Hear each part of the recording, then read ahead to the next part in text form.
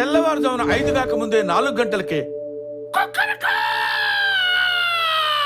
అని కోడిలా కూశాడు. అప్పుడు గౌతముడు యథావిధిగా లేచి టవలు భుజానేసుకుని నదికి స్నానానికి వెళ్తాడు. ఇదే అదననుకుని ఇంద్రుడు గౌతముడు వేషంలో అహల్య దగ్గరికి వస్తాడు.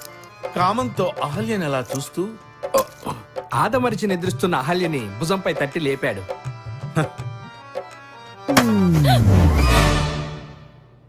చూసింది చాలు, డైలాగ్ చెప్పు. స్వామి, నదికి పోలేదా? గదిలో నువ్వు ఉండగా నదికి నేనెందుకు పోతాను అని ఆమెని పాన్పు పైకి తోసి ఆత్రంగా ఆక్రమించెను.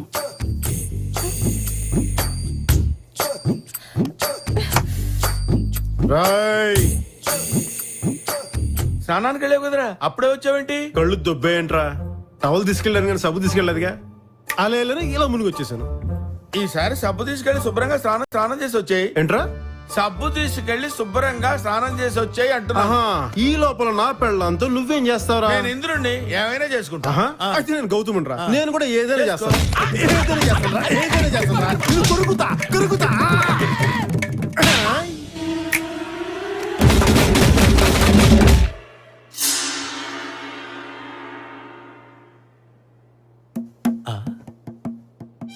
ఒక్కడు కొడితే ఇన్ని చేతులు ఫీల్ అవుతున్నానండి. Something wrong.